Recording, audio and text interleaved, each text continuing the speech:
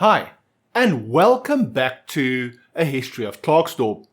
And in this part 5 of A History of Klerksdorp, I would like to tell you what Klerksdorp had to go through to be recognized as a town by the old government. Did you know that Klerksdorp almost became Schoemansrus? A little more about this later. But let's start at the beginning. As evidenced by reports of the magistrate of Potchefstroom, this was in the early years of the area, which included Klerksdorp. It was sometimes possible to become the owner of a farm or piece of land simply by paying a half-crown. That is 25 cents. It would then be written into the records, and you're the owner of a farm. However, after the discovery of gold in the Klerksdorp district, the value of land suddenly skyrocketed, and a battle over the ownership of properties within the town arose. The town residents believed that the town land was their rightful property, obviously, while the government claimed that the land was state-owned. This created some problems. And to further contribute to the mess, the magistrate Kok of Potchefstroom issued mining permits for claims in Klerksdorp, and miners staked claims all over the place at their own discretion. And when State Secretary or Secretary of State Willem Edward Bok heard about this, he immediately sent a telegram to the magistrate of Potchefstroom to ban this practice. By the way, Willem Bok was the very first state secretary of the old Zuid-Afrikaanse Republiek, or ZAR as it was known. He served from 1880 until 1889. But I digress. According to Article 54 of the Volksraad decisions of 11 May 1888, it was determined that mining permits issued for the town land of Klerksdorp that had not yet been allocated as government land were invalid. There were still several claims to properties within the boundaries of the town, which had to be settled. The children and heirs to the widow Brits, who also claimed 2 pieces of land to the east and to the west of the original town. Land which had been awarded to her by Field Cornet Thomas Dreyer in 1850, but which was later donated to the town by her. Then there was also the government's idea to build a complete new town. The government of the Zuid-Afrikaanse Republiek appointed Willem Hendrik Neethling as mining commissioner on 2 August 1887 to handle administration of the mine claims. He set up his office on the farm Witpoort, which was about 13 kilometers north of Klerksdorp. That is in the direction of the today Ventersdorp, adjacent to the Ritkale. It was here where the government intended to establish a new town called Schoemansrus. The proposed establishment of this town of Schoemansrus was in competition with Klerksdorp and was undertaken by the government of the ZAR to exert pressure on the Klerksdorp residents, while the strife between them and the government over the possession of the town land was underway.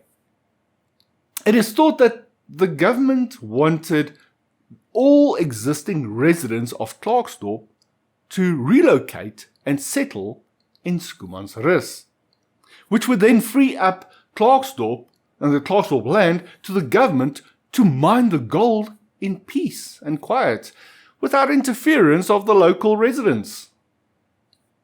Clever plan, but the Klerksdorp residents won in the end.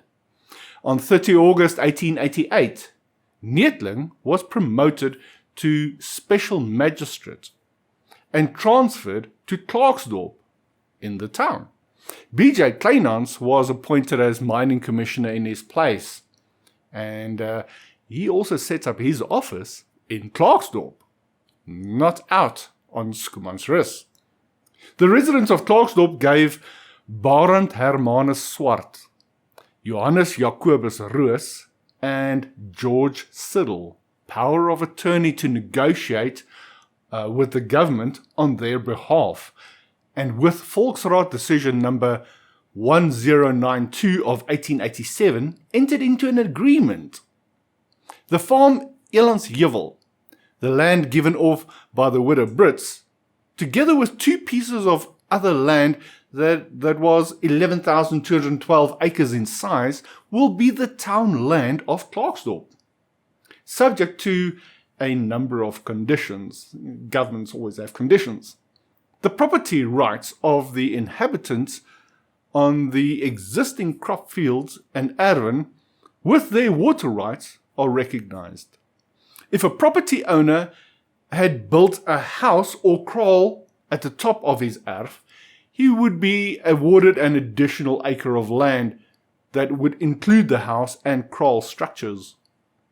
The church square would be preserved. This is the one next to the present-day Union Primary School, or in Afrikaans as we know it, Laerskool Unie. The government will have the right to declare the town's grazing land to public mining claims. So, after the resolution of the numerous disputes, the government dropped the establishment of Schoemansrus. And on 21st August 1888, President Paul Kruger issued a proclamation that determined that Klerksdorp would own status as a town from 12 September 1888. Oddly, the ghost town of Schoemansrus remained for 17 more years, and only in 1905 was a government notice issued that voided the existence of Schoemansrus as a town. Interesting. Thus it was finally officially settled who actually has say over the town land that had been used as a joint pasture by the residents since the beginning of the settlement. So the town now has town status. But although Klerksdorp, as we heard earlier, was officially proclaimed a town in 1888, it had long before that been considered a town, not only by its inhabitants, but also by visitors and even by certain government officials at the time. The Reverend Andrew Murray made mention of Dorp aan de Schoenspruit, which translates to town on the banks of the Schoenspruit stream, river, in 1850, during his journey through the old Transvaal. Also in 1850, in an official inspection report, the town of Klerksdorp is mentioned, when the residents at that time requested the 2 additional pieces of land to the east and west. 7 years later, in 1857, State Attorney J.H. Visagie wrote to the government's secretary, C.M. Moll, that it is desirable that regulations be drafted for the town Klerksdorp. President M.W. Pretorius then made regulations for Klerksdorp and Schoenspruit in 1859. It was known as Schoenspruit area. In a letter to President the Magistrate Bodenstein of Potchefstroom in 1863 also labeled Klerksdorp as a town. The Executive Council drafted a sketch map of the town in 1871, and according to section 196 of the minutes dated 18 January 1872, the town regulations were approved. In 1884, there was already a health committee that managed local governance of what they called the town.